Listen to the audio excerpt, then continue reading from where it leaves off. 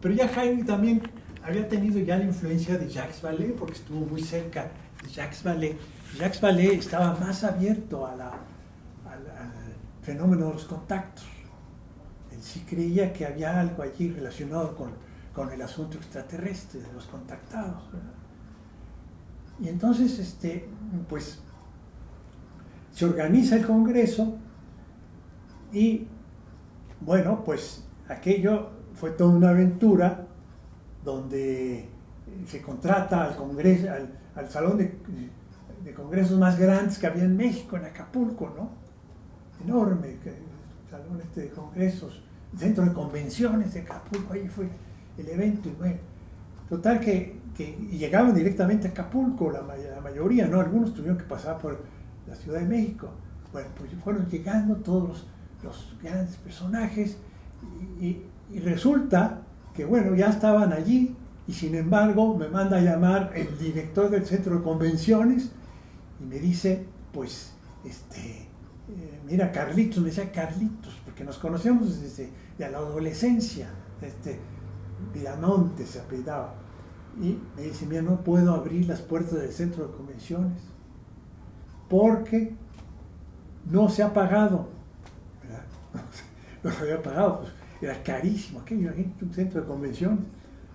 Pues sí, en efecto, mira, ten paciencia que ya van a empezar a comprar los boletos, pero no se habían vendido los boletos, extrañamente, como que esperábamos que aquello iba a ser la sensación, pero no, quizás también estaban caros y al mismo tiempo estaba en Acapulco, o sea, era doble gasto para las gentes, ¿no?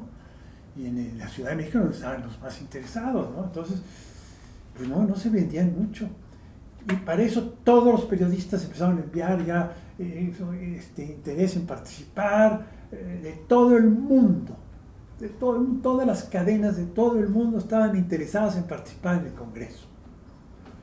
Entonces ya me ocupé incluso yo de atenderlos, ¿verdad? Y bueno, pero estamos en la idea, en el momento en que no nos quieren abrir. Entonces le tuve que decir a Viramontes, mira, tienes que abrir porque va a venir la hermana del presidente, que tenía mucho interés. Pero pocos momentos después nos han dicho que su hermano no la había dejado venir. ¿Cómo iba a venir su hermana al Congreso de los Hombres? Cuando pues, el asunto no se tomaba para nada en serio, todavía en aquel entonces, ¿no? Y entonces, pues un gran problema. Pero tuve una fortuna de una señora muy rica relacionada con Pedro Ferriz, era una apasionada de George Adamski, uno de los primeros contactos que hubo en el mundo, que llamó mucho la atención y que recibió conocimientos extraordinarios también y escribió libros, ¿no? Y esta señora se había apasionado con esos conocimientos, ¿verdad? Y claro, estaba feliz por el Congreso y cuando supo que no se iba a poder dar, pues ella dijo, bueno, pues mira, pagamos nosotros lo que haga falta. Ya pagó la señora Rueda, afortunadamente así se pudo abrir, se pudo dar el Congreso, ¿verdad? Entonces ella desde un principio sufragó parte de los gastos del Congreso, la señora Cristina Rueda. La mayor parte. Porque lo que yo sabía era que pues había entrado en una situación difícil financiera, el señor Bravo, y que cuando terminó el Congreso, ella había, sí, puesto sus recursos para que México no quedara mal ante todos esos invitados, sí, y pagó... pero no fue al final. Desde un principio. Pues si no se podía abrir la puerta. Entonces, a mí me tocó ver cómo empezó a dar los cheques, ¿verdad? Allí el pariente de Pedro Ferriz, su cuñado creo que era, que empezó a dar los cheques y había cola de todos los que había que pagar, porque no se había pagado ni las estancias, ni las habitaciones, ¿verdad? Nada de eso, boletos de avión que se les había ofrecido a algunos. Fue una gran aventura, donde, pues, ¿qué sabemos nosotros de organización, verdad? Para un evento de esa magnitud.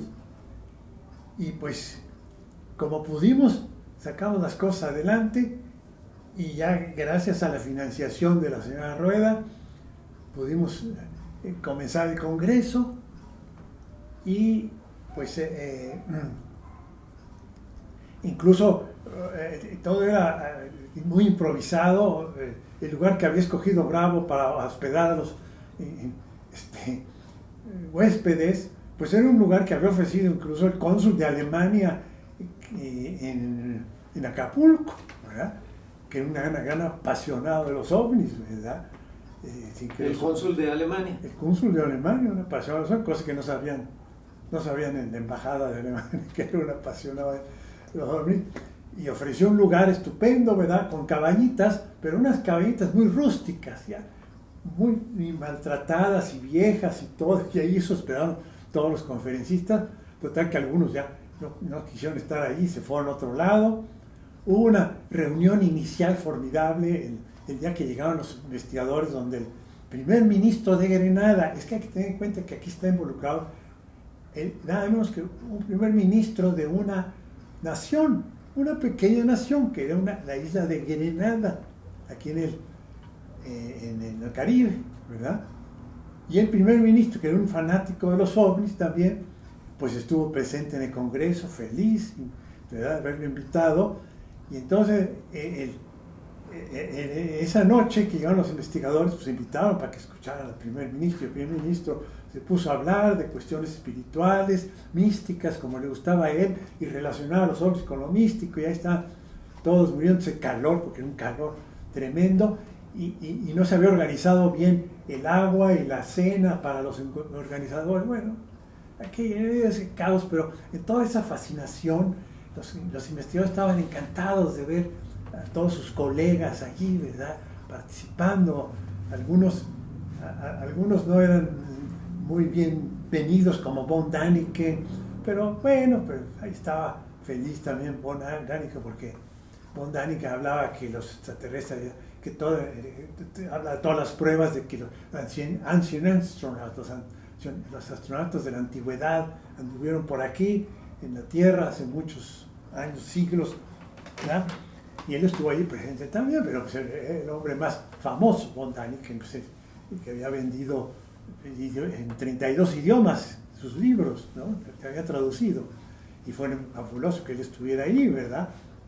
Bueno, total. Pero en el caso del primer ministro de Grenada, creo que fue un punto muy importante, porque a partir de ahí surgió la idea, o a lo mejor ya la traían, de que expusieran ante la ONU el que la ONU abriera una oficina para estudiar la temática OVNI, ¿no? Platícanos de ese hecho, porque creo que tú estuviste ahí presente, ¿no?, también en la ONU. Sí, tuve la oportunidad. Bueno, es que sí surgió de ahí, se dice que surgió ahí en el Congreso, en el Congreso Internacional.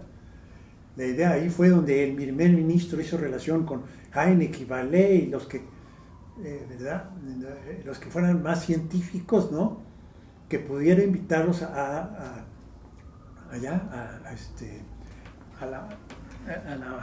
a una cita que él haría con Kurt Weigand en las Naciones Unidas. En aquel entonces. En aquel entonces era Kurt Weigand el primer secretario.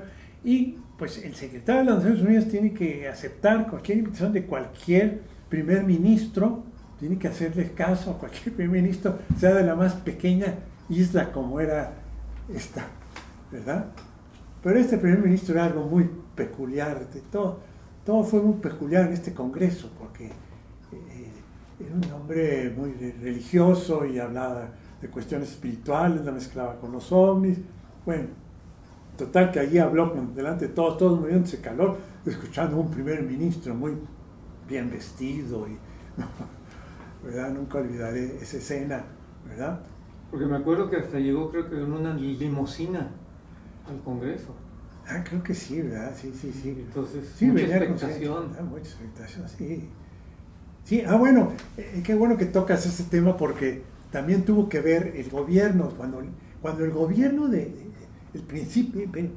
¿cómo se dice?, el presidente municipal de Acapulco se entera que iban a venir gentes que habían trabajado con la NASA. no lo dijeron que trabajaban con la NASA, sino que quería que venían gentes de la NASA.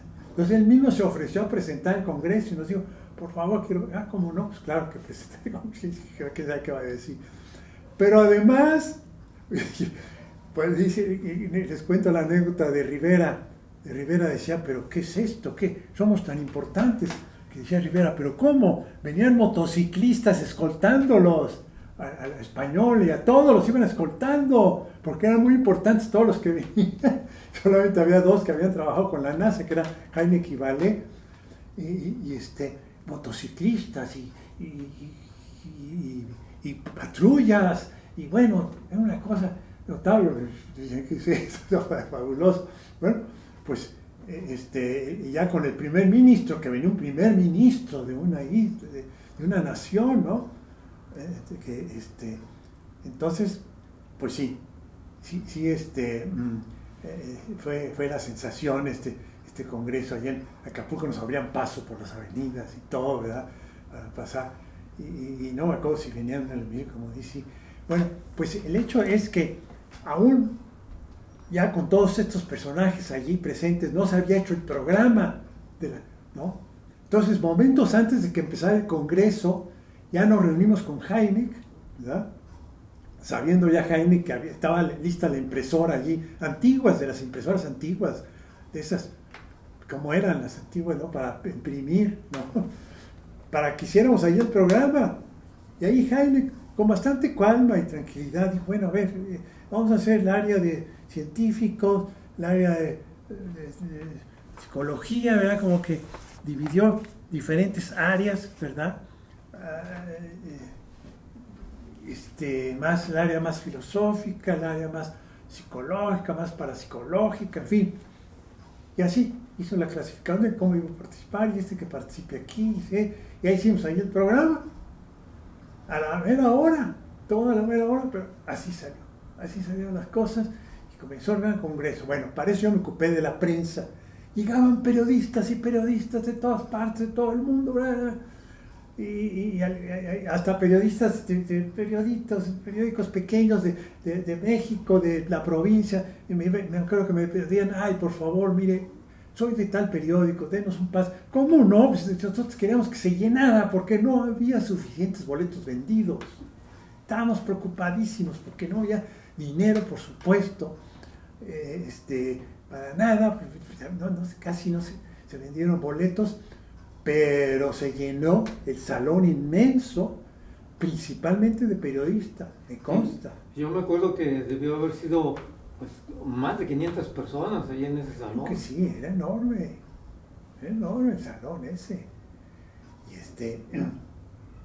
De esas personas que se presentaron, de esos 27 escritores, investigadores, contactados, ¿cuál para ti representó ser el que impactó más entre pues el público, los periodistas?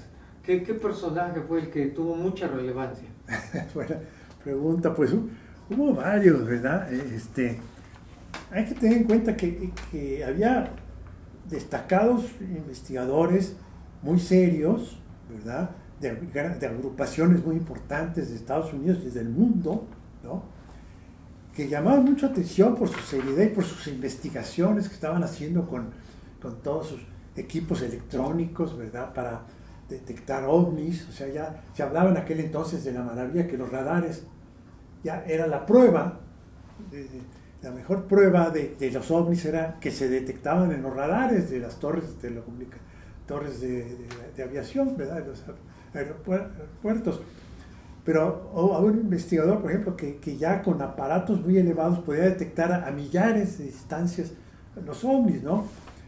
Pero de personajes, es que depende, ¿no? Porque ¿qué tendencia había? Es decir, yo creo que la novedad del Congreso y que llamó mucho la atención es ya la introducción de las tesis parapsicológicas dentro de un fenómeno que se llegó a aceptar como un fenómeno más complejo. Es decir, ya gentes muy serias como Fabio Serpa fue de los primeros que dijo, es que el fenómeno es mucho más complejo, ¿no?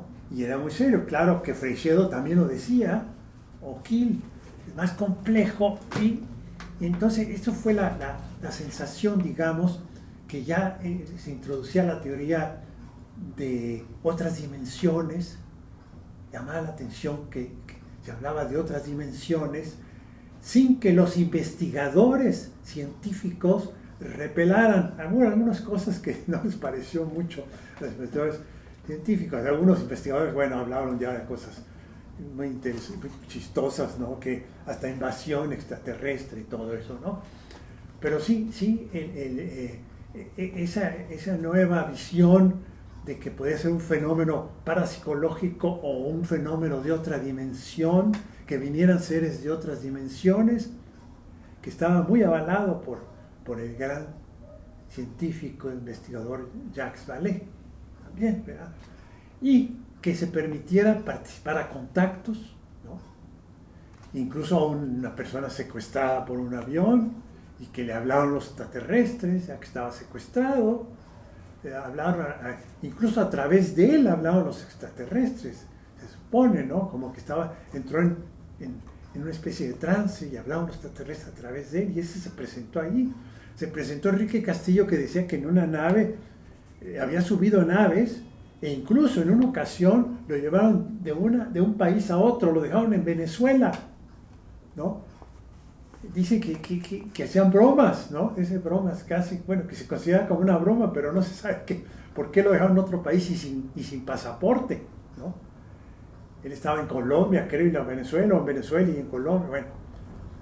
Y que se presentara uno de los líderes de los contactos de Sudamérica, que era Carlos Paz García, de los más famosos en aquel entonces, y que se presentara allí, habló, pero él no podía hablar porque tenía un problema de la boca y pues no se le entendió, desafortunadamente.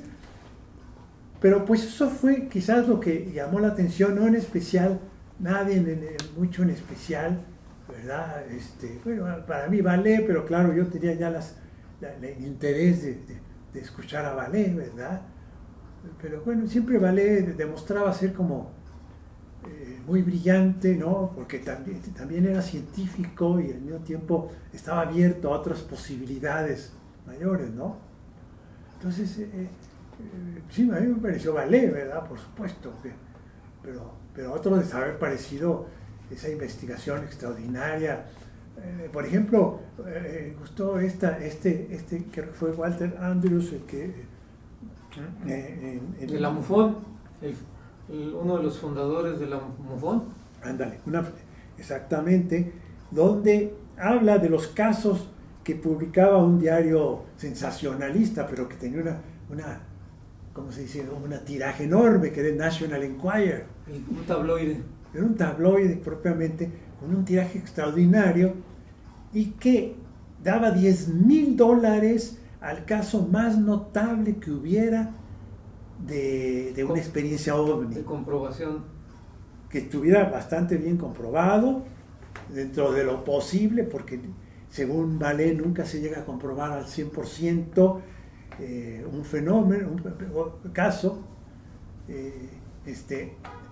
pero, y que nunca se podrá, casi lo pone así negativamente, ¿verdad? Pero es posible que en el futuro, y bueno, que fueron casos formidables que se presentaron, llamó mucho la atención, ¿no? De lo que se presentó, y obviamente pues también esos casos de fotografías y películas, el análisis de 600 películas y fotografías, fue una cosa extraordinaria, ¿no? De William Spalding, ¿no? De Ray Stanford, detectados con su radar, ¿no?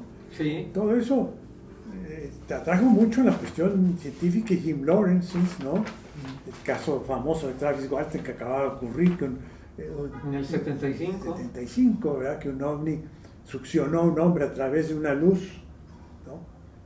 Se lo llevó por una semana, ¿verdad? Y estaba de moda ese caso y se trató, ¿no? Pero los que para mí llamaban mucho la atención, también Faber-Kaiser, que llamó mucho la atención porque acababa de recibir justo cómo coincidió el Congreso cuando él acababa de recibir documentos oficiales del ministro del Aire, ¿verdad? De avistamientos, de aterrizajes, incluso uno de los aterrizajes fue dentro de las pistas de campo militar. Todo eso llamó mucho la atención, ¿no? Y ya la gente pues ya se abrió a que Freixedo, por ejemplo, hablara más de los contactos y que decía, bueno, claro que el problema con los contactos dice que los contactos desvarían.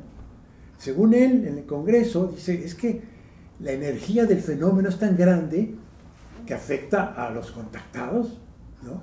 Entonces ya empiezan a desvariar. Yo encontraba con que sí, estaban medio locuaces, ¿no? Incluso decía, pues no se puede calificar en aquel entonces, ¿verdad? Porque después ya hablaba mucho de los extraterrestres malos, pero en aquel entonces decía que seres buenos ni malos, pues no, es una energía, y la energía, pues según cómo la vivas o la canalices, pero decía que eran energías, ¿no? Todo eso. Y también aceptaba las teorías de que eran una serie de símbolos que se proyectaban, ¿no? Se habló ya de, pero esto fue, creo que Serpa, que ya tenemos que ver en el fenómeno una realidad física, de materializaciones, de aterrizajes, una realidad física y también una realidad parafísica, es decir, decía, pues esos desplazamientos de los ovnis a velocidades tan increíbles, ¿no? Esa aparición de repente de un ovni, de repente desapariciones de los ovnis, esos movimientos de los ovnis ya hablan de una realidad parafísica. Pero también, dice Serpa, ya empezamos a hablar de una realidad metafísica, donde ya el fenómeno tiene que ver con otras dimensiones, con otros planos dimensionales, con otros planos que le llamaban en el pasado planos espirituales, ¿verdad? Entonces, pues es lo que te digo, te puedo contestar a esa pregunta pues que yo creo que esto llamó mucha atención y por supuesto Vallée, donde él habla más específicamente de las tecnologías, donde ya lanza su teoría de las tecnologías, dice, es una realidad superior, son seres que están en otras dimensiones o donde sea, ¿no? Bueno, no se puede especificar, él quiere seguir, pero como científico habla de una tecnología extraordinaria, física, ¿no? Donde se puede ver una cantidad de fenómenos formidables físicos y una tecnología psíquica, o sea, como también llegaban a las mentes de los mismos contactados o de la gente, o por qué esa tecnología psíquica de repente permitía que aparecieran ovnis, que algunas gentes veían ovnis y otras no. ¿Cómo operaba esa tecnología psíquica? Y esa tecnología psíquica que también puede estar operando en los contactos, son contactos contactados psíquicamente, ¿verdad?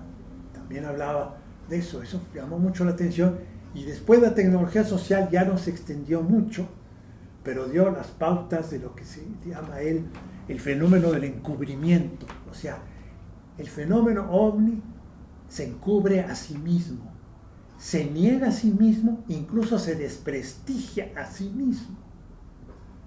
Todo eso causó mucha sensación, ¿no? Entonces, el fenómeno ovni lo que quiere crear son rumores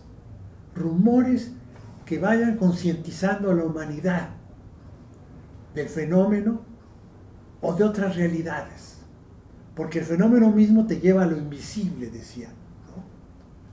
Eso causó mucha inquietud, ¿no? ¿Cómo? Es un plan de concienciación, pero ¿quién lo dirige? Preguntaban esto. No sabemos si son extraterrestres, de otras dimensiones, eso no puedo yo especular, como científico, no puedo especular. Pero está el fenómeno muy bien encubierto, de tal manera que es muy difícil comprobarlo al 100% científicamente, porque la idea, bueno, que si después, es que a lo mejor después sí se va a manifestar el fenómeno al 100%, pero ya estaremos más preparados. Actualmente no estamos preparados para eso.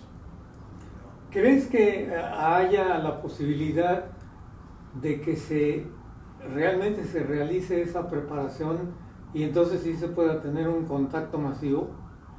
Sí, pues sí, pero ¿cuánto va a tardar, no? Para la humanidad. O sea, pero bueno, hasta eso va rápido, porque en aquel entonces, decía Hynek, él había estudiado cómo hace 30 años hablar de los ovnis era absurdo totalmente, y cómo a los 30 años ya se está dando el fenómeno. Entonces él lo llamaba, es un sistema de comunicación muy especial de ellos. Esa era su tesis. Entonces están comunicando algo. Para valer es una concientización, ¿no? Una apertura de mente, también se puede decir, apertura de mente, y pues algo que se irá dando bastante rápido actualmente, ¿no? Bastante rápido, y ya cualquier gente puede saber de los ovnis, ¿no? Pero aún así saben de los ovnis y no lo toman en serio porque es difícil emocionalmente. O sea, hay que entender la razón, cómo opera. La razón se va a defender hasta el final. La razón no va a soportar tan fácilmente algo que rebasa sus límites, ¿no? Entonces la forma es reírse un poco. Ah, no, mira. Y el fenómeno ovni ayuda a que los que son muy racionales no aguantan el fenómeno, lo soporten. Entonces, el mismo fenómeno da elementos de negación, se niega a sí mismo. Entonces, cualquier evento ovni, uno puede rascarle y encuentra elementos negativos. No, mira, hay esto, ¿no? Hay esto, con eso que lo escuche una persona que le puede crear angustia un fenómeno como estos, se tranquiliza. Hasta eso se da así, ¿verdad? Entonces, pues, una tecnología física, psíquica y una tecnología social de concientización, de encubrimiento del fenómeno, super tecnologías extraordinarias que nos rebasan. Eso fue de lo que habló Vallée. Carlos, muchísimas gracias por esta conversación increíble. Son recuerdos también que, pues espero que en este video se queden para siempre en nuestras mentes y sobre todo, repito, hacia las nuevas generaciones, de que hace muchos años hay una persona que se llama Carlos Ortiz de la Huerta, que estuvo ahí en la organización de este famoso Congreso Internacional de la ciudad de Acapulco. Pues muchas bendiciones, Carlos, que te conserves muy bien, que nuevamente más adelante nos des la posibilidad de seguir platicando de todo lo que tú viviste por ahí con Marla, con la señora Cristina Rueda, con Sergey, con Jorge Reicher, con don Pedro Ferriz también. Muy valiosos todos tus comentarios y lo que tú viviste. Muchísimas gracias. Gracias a ti, Carlos.